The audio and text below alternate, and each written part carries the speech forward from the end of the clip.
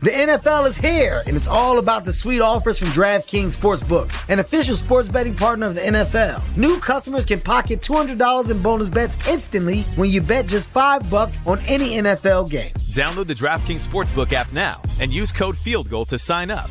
Gambling problem? Call 1-800-GAMBLER. 21 plus age varies by jurisdiction. Void in Ontario. See dkng.co/football for eligibility, terms, and responsible gaming resources. Bonus bets expire 7 days after issuance. Eligibility and deposit restrictions apply. Hello and welcome to the Sports by Northwest podcast. I am Oregonian sports columnist Bill Oram. My guest this week, this is a good one, is senior NBA reporter for ESPN's Anscape, Mark Spears, who you may have seen had a sit-down interview with Damian Lillard last week, which of course is why he's joining us on the podcast this week, having nothing to do with the fact that his alma mater, San Jose State, is hosting Oregon State in the season opener for the Beavers this weekend. He's pointing at the logo on his shirt. Mark, welcome, and thank you so much for joining me on the podcast today. Man, I'm happy for you, brother. My biggest dream as a journalist was to be a columnist initially. And there was a time at the Denver Post and the Boston Globe where perhaps I'd end up being a columnist instead of continuing to be an NBA reporter. And both times it was denied, but it all worked out. But I think it's beautiful for you to be able to go home and do what you do, and because that's your heart, right? Like, you know it, and you bleed it, and so I don't think you wake up any day where it's boring. You know, this is something that's true to your heart, man. So I'm glad that you were able to like get out of the bright lights of the Lakers, so to speak, right, and go home, man. So when I heard that. I think I sent you a note. I was like, yo, man, that's dope. Congratulations. I appreciate that, man. It's been a lot of fun. Get to have conversations like this one. And, you talked about, you potentially doing something else at some point. Your career kind of speaks for itself. And, for those who don't know, you've covered, 20 NBA finals at this point, been covering the NBA for a couple of decades. You mentioned the Denver Post, the Boston Globe. This year, Mark, before we get to the Damian Lillard conversation, I just have to acknowledge that you were bestowed with the highest honor an NBA reporter can receive, the Kurt Gowdy Award from the Naismith Memorial Basketball Hall of Fame. So applaud you for that, joining some of the real luminaries of our business. Let me just ask you, before we get to the Dame conversation and to some of the other cool stuff you're doing right now, who was the first person you called when you got the call from the Hall of Fame?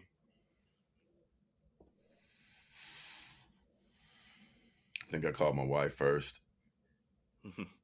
Did you slow play it, or did you? No, because I think she was kind of. I said, "Well, I got the call," and she. Let me step out the room. As you get that voice, so she stepped outside, and then I called my mom, and I don't think my mom really understood. She understands now, right? But. And the beautiful thing about the ceremony was I got to highlight her and my dad, my dad has ALS, so he couldn't be there. And shout out to my sister for going to New Orleans and being there so he could, be cared for and watch it on her iPad, right? But they know now. And so it's, I actually was filming a Conversations project in New York, and I was in my office when I got the call. So that was, man.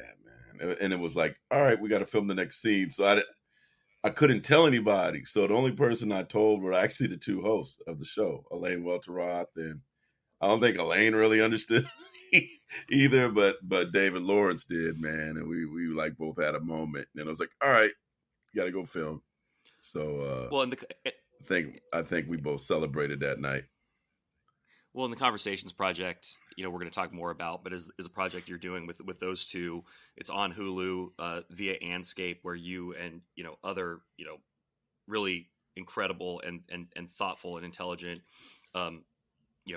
Black leaders get together and talk about culture and race and politics and religion. There's 6 episodes or 6 parts streaming right now on Hulu. But I mean, a really cool project you're doing too, which is totally a step out of the NBA and some of this stuff that we know you for, going crazy for San Jose State, when they beat when they beat Arkansas. But I really want to talk to you. We're going to talk about all this. We're going to get into all of it. But the Damian Lillard conversation. Yeah, we got a lot, brother. We got a lot. But I know what Portland wants. We have not heard Damian Lillard in his own words very much this summer, right? I mean, actually, I take that back. We've heard a lot of Dame in his own words. We've heard Dame through his music. We've seen Dame on Twitter. But this has been maybe the most pivotal summer the Blazers have had in the last quarter of a century, with the idea of moving on from Damian Lillard and him finally putting in that trade request. What to you was the biggest takeaway of your time with him? I feel like probably you and the state of Oregon and Blazers fans in Portland probably really read the whole piece, right? You know how it gets conjugated across social media, and all they care about is the fact that the two main questions he said no to, but if there was so many like read between the line things that he talked about in terms of wanting to win a championship now, loyalty versus taking care of himself, the advice he's been given to be patient, and eventually everything's going to come your way. I think he was saying a lot of things without saying a lot of things, and then also he talked about how much he loved Portland. How important that city is to him, and that people are giving him love. And the thing I think that's so unique about Dame's situation, and please correct me if I'm wrong, is I think the city understands. Like, it's not like when look, my mom, as I mentioned, and dad live in New Orleans. Like, they despise, respectfully, Anthony Davis in New Orleans, right? Right. I remember the last hurricane that came through, like I went and checked on them. I went in the convenience store. Everything was gone except these ruffles with Anthony Davis on it. Like, they didn't care that it was,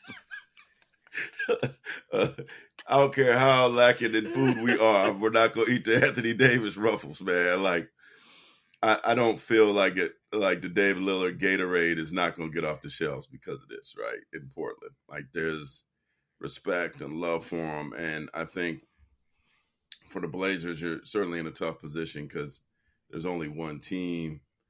But the NBA at large respects him so much that nobody's going to test that.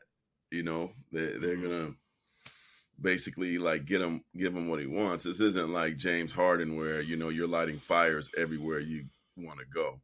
I mean, every time you want to go. Like, Damian Lillard's being professional about it. He's beloved. He's top 75 player.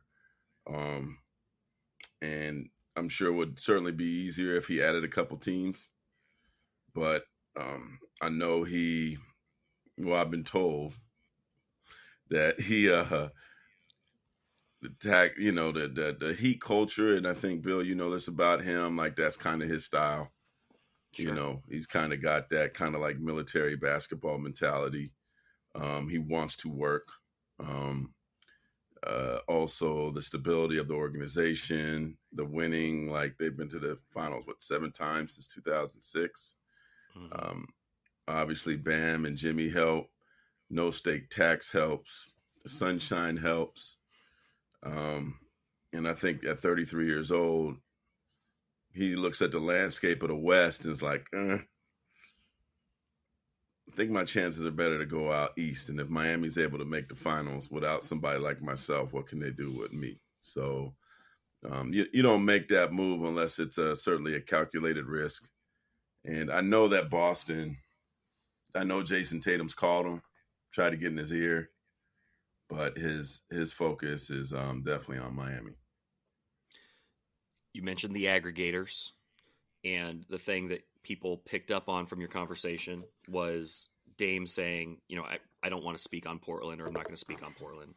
And I think, which is all fine related.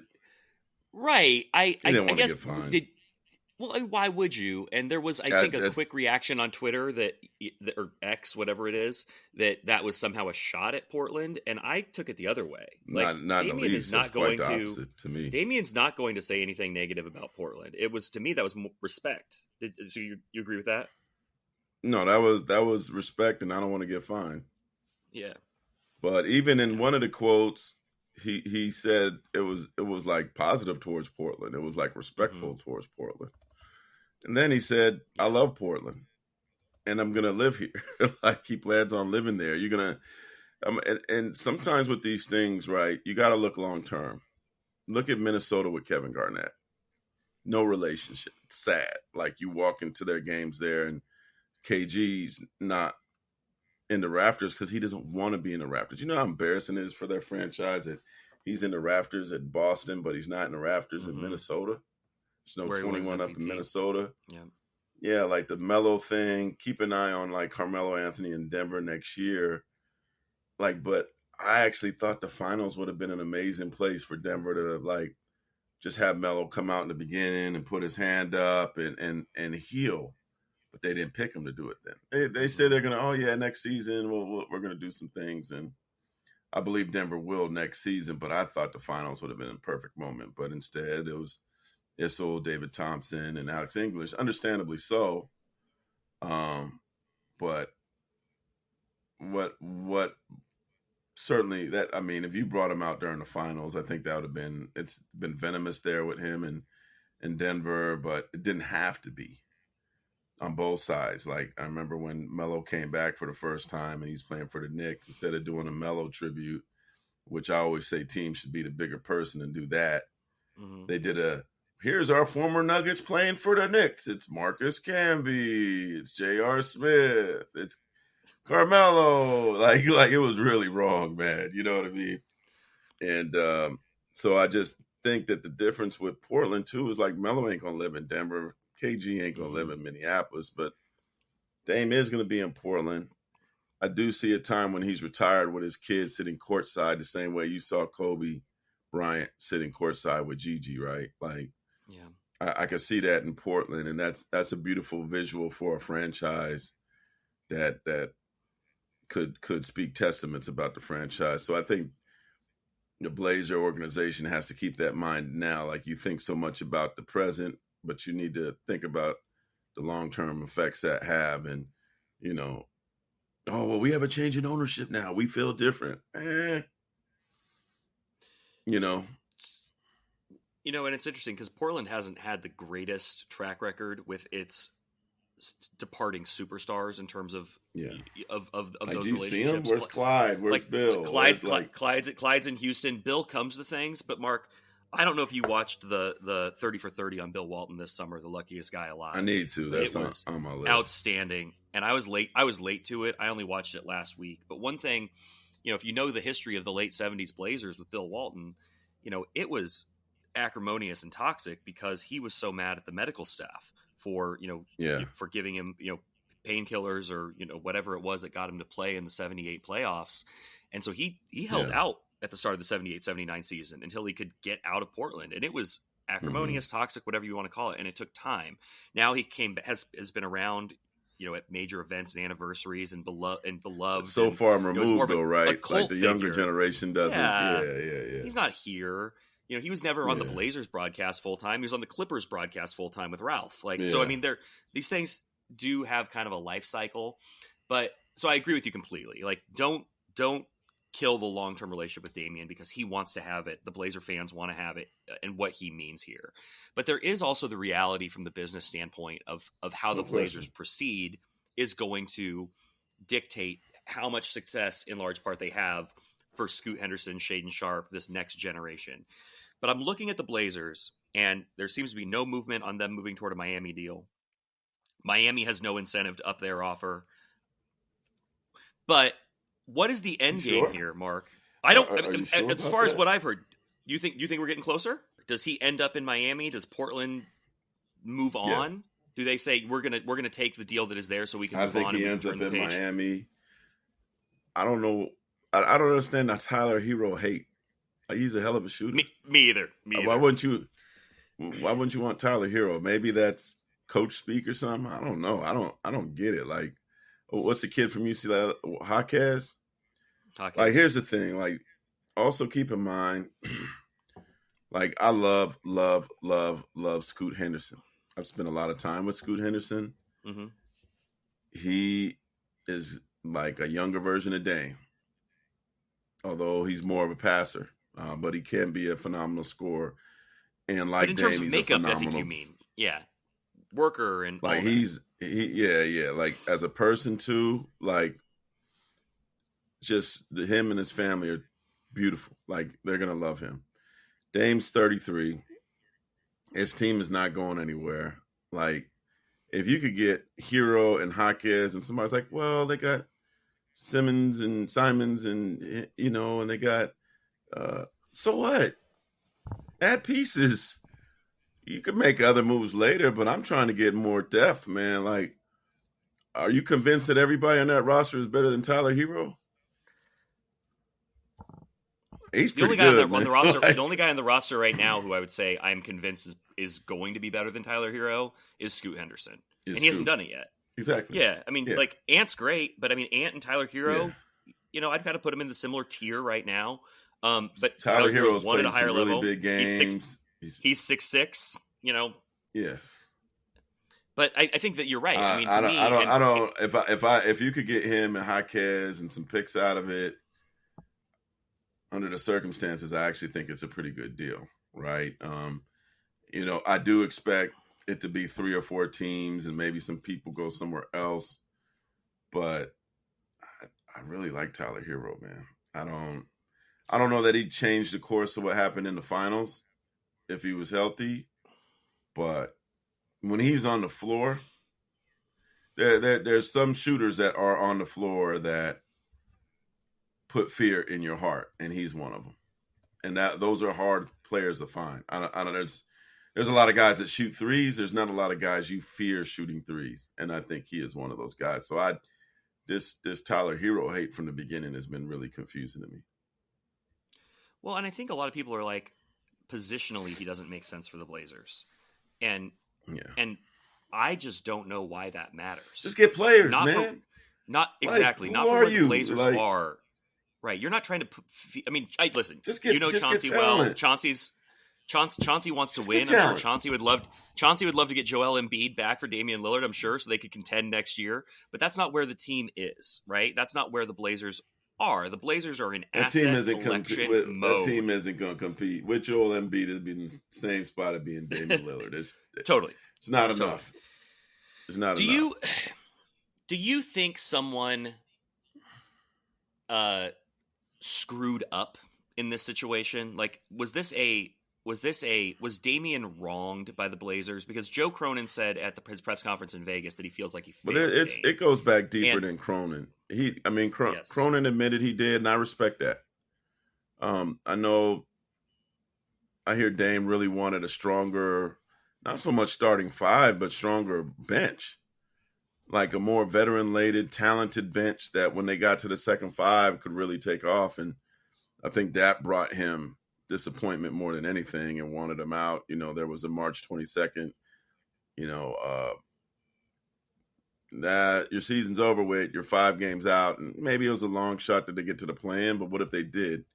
And you see what happened with the Lakers, and you see what happened with Miami, and I don't think that hit well once the playoffs started. And but I think it's deeper than Cronin. It was the guy that was there before, doing a lot of chest bumping and beating his chest, but not putting the right people around him. He didn't. Trading CJ stole something out of his heart, from the for Blazers trading CJ as well. But it just like when you saw the arms race, the Warriors get players, the Lakers get players, the Clippers get players, right? In the West, Dallas goes and gets Kyrie, like Phoenix loads up. There was no loading up in Portland. And, you got to trade, obviously. I mean, Jeremy Grant's a very good player, don't get me wrong. But they just never, in the arms race to the West, they they basically just had a pistol when everybody else was having cannons, right? Just never could put that team around him. And then now he's 33. Do you think so what's the end game here? You think he goes to Miami? Does it happen before training camp? Yes. Okay. Yeah. Okay. If it doesn't, I'm curious what because I've talked to this a lot with a lot of people, and I've tried to nail this down. If it doesn't, you'll see me in Oregon during training camp. You'll see me on media day. Will Damian Lillard be in camp? Are we going to go to Cafe Dewberry for breakfast before? Dewberry's just down the street from my house. We can go for sure. Does Dame come to Blazers training camp, or do the Blazers say stay home while we work this out? What is the best way to navigate that for those two sides if Dame is still on the roster at the start of camp? I don't think we're going to do breakfast that time. We'll do breakfast another time. Okay, I look forward to the. It's my down the road. I'm not saying that's my prediction. I'm gonna stick with it. You covered Chauncey, basically his whole career, right? Yeah. No, what do you think of? Let me tell you. Can I tell you a Chauncey Billups story? Yeah, go for it. No, Chauncey's a friend. I love Chauncey. Okay, like he's like, we're not supposed to say these things, right? But he's like a brother to me. You're in the Hall of Fame. I lived in Denver. I lived in Denver from '99 to 2007. That time when I first started covering the Nuggets, Chauncey was on the team. If you go look at it, it was a very interesting trade. Chauncey was a throw-in to the Orlando Magic. It was him. Ron Mercer was in a contract dispute, and a guy named Johnny Taylor, and they got Tariq Abdul-Wahad and Chris Gatling back, right? Chauncey never even played for Orlando. Doc Rivers was the coach of the team, and they just let him become a free agent. That next summer, we had a mutual friend by the name of Matisse Moore, who I played with in junior college at Foothill College in the Bay. We go to New Orleans for the Essence Music Festival. The young Ty Lue just won a championship. It's 2000. We're hanging out. Lil Wayne comes by. Yo, T. Lue. Chauncey's with us. Like, we're walking on Bourbon Street, right? Nobody said nothing to Chauncey. Not a word. I remember we even went to my cousin's house for a barbecue. T. Lue wasn't with us, but Chauncey was with us. My cousin didn't recognize him, and he was giving us this little lecture about if we work hard, we can get a pool with a backyard. Oh, I'll never forget that. So I asked Chauncey about that. We laugh at that. Like, you know, he didn't recognize him. He just thought he was some young dude. And I just remember him being in a weird spot and being conflicted and being like fearful that he was going to be out of the NBA. Then the Minnesota thing, he's like, I got this offer from Minnesota. I think I'm going to go there and, I'm going to back up Terrell Brandon, who's certainly familiar with you guys there. Mm-hmm. And that was a spark. That's what started it, and eventually ended up with him going to Detroit. And I'll tell you this, if you look in my room, if you see me on NBA Today, I got a zillion bobbleheads, right? I hope Chauncey says it's the only bobblehead I've ever purchased. and it's because, man, like, I always remember that conversation. I always remember that, like, look in his eye of concern. And how do you go from that to a champion and a finals MVP? Incredible. Absolutely incredible story. Like, he's somebody, and it needs to do a documentary on his story, because he really thought his career was hanging on a thread. And so for him to figure it out, and I believe he'll make the Hall of Fame next year. I think he'll be in next year's class for sure. So what was your question? Well, I mean, but that's my guy, man. He's an amazing person. He don't drink, he don't smoke. He's a good human being. All right. He got some good wine in Oregon, man, and he's not partaking in any of it. I aspire to ask questions that yield answers as good as that one, so I don't even know what my question was, but credit to me for asking it. I did want to ask about Chauncey. This Blazers coaching Have job is patience with becoming- him, Portland. Like That's my question. I mean, you only can coach what you can coach. Can John Wooden coach that team to something better? Like, be real about who you are. Be real about your roster. And I think that's the problem is, we're not winning. Can't make tuna with sardines.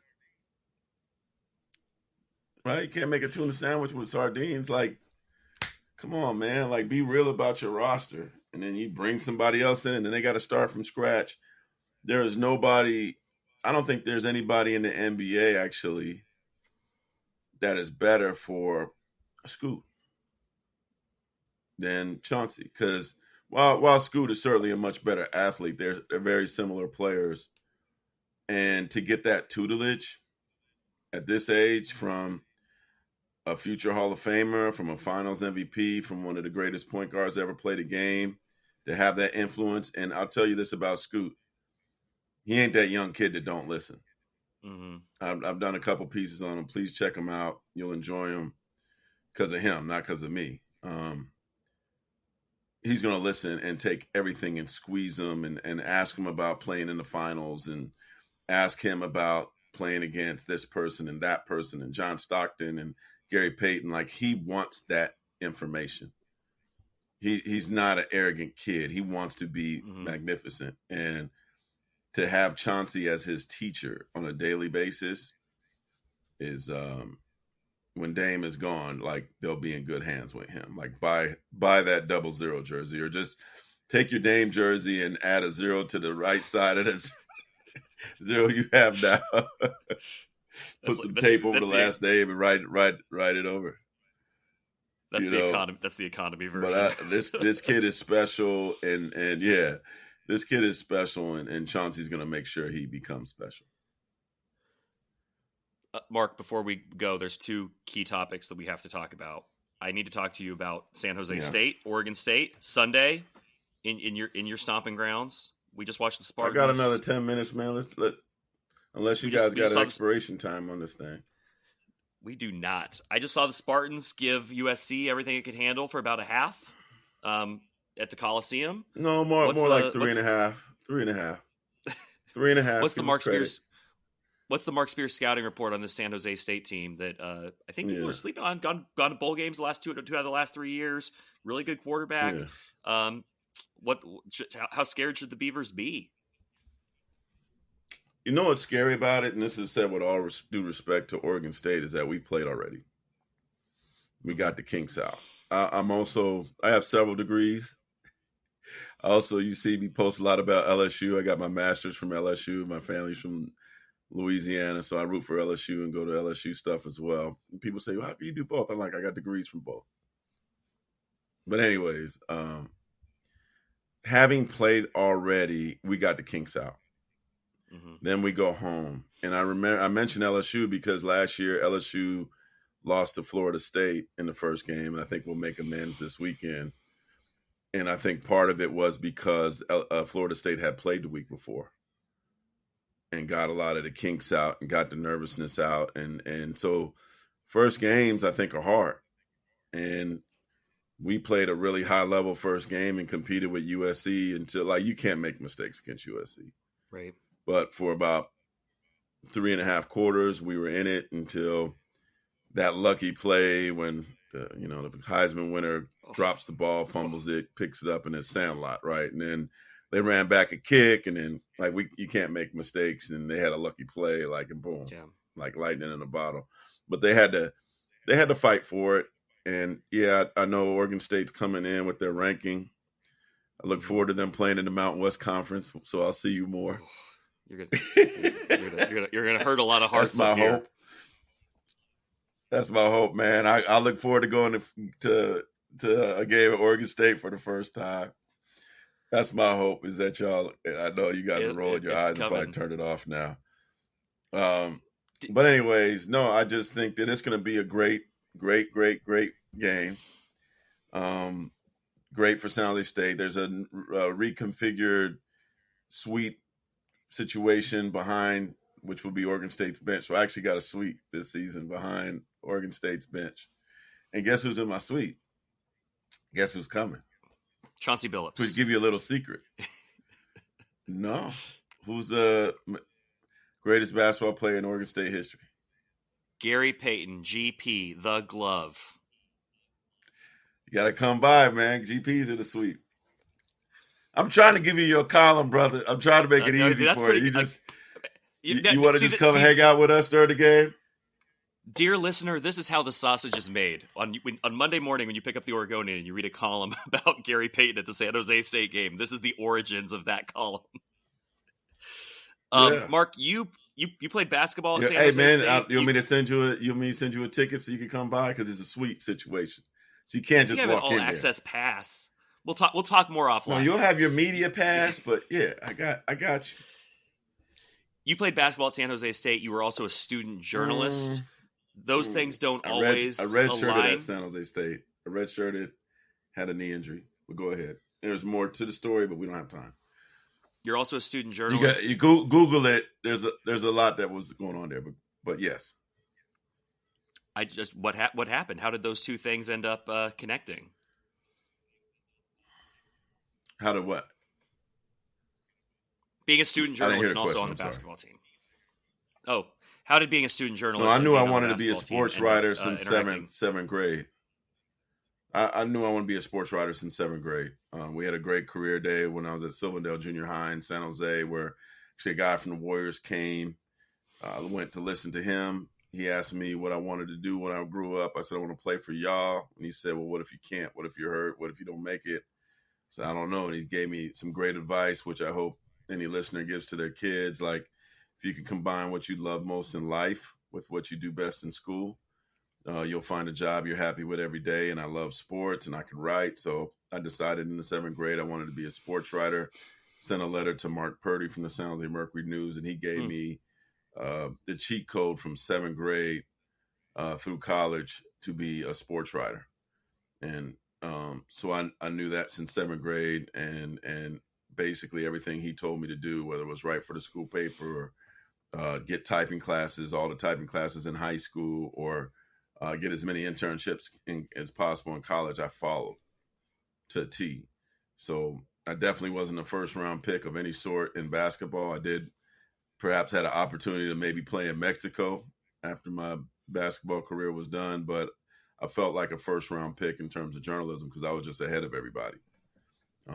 And, you know, my first job, a lot of people talk about Gowdy Award, getting that, and it included, you know, covering the NBA for 24 years, but I also covered Nolan Richardson in my first job. Covered the University of Arkansas's football and basketball team. I also covered Cal State Northridge football and basketball, but I also covered Kentucky, Sophia Smith, and I covered the Hall of Famer Denny Crum too with University of Louisville, all within my first 4 years. So I covered major college basketball with Kentucky and Arkansas and Louisville, and so that's part of my basketball journey as well. Mark, you've branched out of sports and the NBA with this project on Hulu called The Conversations Project. It's inspired by the Harlem Renaissance Salon, and you guys get these big groups of really thoughtful people together over wine, over food. The wine would disqualify Chauncey Billups from ever appearing on an episode. But where did this come from? No, that's not true, because we had Natari Naughton from Power, and she was pregnant, so she just drank juice. Like there were some people that didn't drink wine, and we also had all the wine that we had, which is, I know Oregonians are interested in wine. We're all black-owned wines, including Andre Mack. I think he was the lone one from Oregon that we had this season. So his wines, and he had a Pinot called OPP, Other People's Pinot, which was great. But go ahead. Let me let you finish. Well, just the project, you guys really dive headfirst into really complicated subjects, really, you know, things that people maybe have a hard time talking about. You know, there's a great conversation about reparations that, you know, where it's not a binary, are reparations good, bad conversation, but a lot of really strong perspective on what it would mean, who pays for it, who gets paid, you know, and And I just wonder what inspired you and your other co-hosts to go down this road and start this project, obviously with the support of Anscape, but to push some of these conversations forward. Where'd that come from? Well, I think a big part of it was like, and I'm a big fan of three movies in particular. My favorite movie of all time is Mo Better Blues. Also, Boomerang and Love Jones. And the common denominator between the three movies is they show Black excellence in each of the movie. You know, really educated, cool Black people that you want to hang out with, that are have amazing jobs and are doing like really dope things. And I'm tired of the shows of us selling drugs or in the crime world or reality shows where we're just throwing drinks on each other and or just seeing us as athletes or entertainers. Like we're all often seen in the negative light. I would say Blacks, African Americans are seen in a negative light 9 out of 10 times. And perception can also oftentimes be reality. And the reason why people like are racist towards or frightened of Black people is because of the visual they tend to see on television. So, I mean, I haven't watched The Wire because I get tired of seeing, and I need to tell some of my friends this because they have give me a hard time for it. I'm just tired of seeing us in these positions selling drugs and those kind of things. I don't hang out with no people that sell no damn drugs. I ain't hanging out with nobody in the crime world. This has never been a part of my life. And when I do go to dinner with folks that I'm close to, and if it's, we have real conversations. I'm not talking about Dame every dinner. We're talking about the world. We're talking about life. So if you watch this show, these are the typical conversations that we do have, and they're deep. And I wanted not just Black people, but people of all colors. Like, I want your kids to watch it and say, oh, wow, there's a Black guy that's an astronaut. There's a Black woman that's a financial advisor. There's this Black man is a educator, and he's really, really interesting. He's really has some depth. Like, yes, there's comedians and actors and actresses and musicians, but there's other people of different ilk, business folks and stuff on the show. Yeah. And so when people watch it, like, they probably assume this is just for Black people to watch because it's a Black iron sharpens iron laden show. No, man, everybody needs to watch that. Yeah. There's a lot of there's many more brilliant Black folks out there doing amazing things that are being given credit for. So I think through the course of this thing, especially for folks that aren't Black, you're gonna learn so much about the African American community, even about the international community, the Caribbean. The chef on the show, he's actually a Jamaican London. And I think through the course of it, you'll wish you were at dinner with us. You'll fall in love with the food that's there. But you'll also like laugh with us, cry with us, get angry with us, understand like what it's like in a lot of ways to be Black in America, but in a very educated and fun way. And so I hope that every person listening like gives this a chance, gives it an opportunity. I heard it was the most searched thing on Hulu yesterday. So that was good news to my ear. We're hopeful to have a second season and a third season and continue to have a conversation of the popular person, but also the person that you may not know that like, oh, wow, they're interesting. They're smart. Like, so this is different. Everybody keeps telling me I'm very grateful to have this opportunity. Like, I'm a sports writer who has a television show that ain't got nothing to do with sports. And we had one sports guest all 6 episodes, Solomon Thomas from the Jets, and that was it. So, like, Bill, we're so much deeper than what we do, man. Like, and so to branch out, like, I just hope my friends support it. I got a lot of friends in the industry. I hope they give it a chance and support it and don't just look at it as a Black thing. And hopefully we're around for more depth and more conversation. It's really cool, Mark, and congratulations to you guys. It's the Conversations Project on Hulu, a collection of fearless banter over some of the country's best food and wine is how they've branded it, and I couldn't agree more. Having watched a couple of those, so credit to you guys. And Mark, thank you so much for taking the time to come on the podcast. I think you're going to be in for a long Sunday with the Beavers because I think the Beavers are really good. Hey man, it's going to be an upset. I hear what you're saying, but it's going to be an upset. We've beaten ranked teams before. That is true, and I think come enjoy the good weather and the sunshine and all that, and I'm glad I'll just say this: I'm glad we got you guys first, and not later. Remember that. I think there is a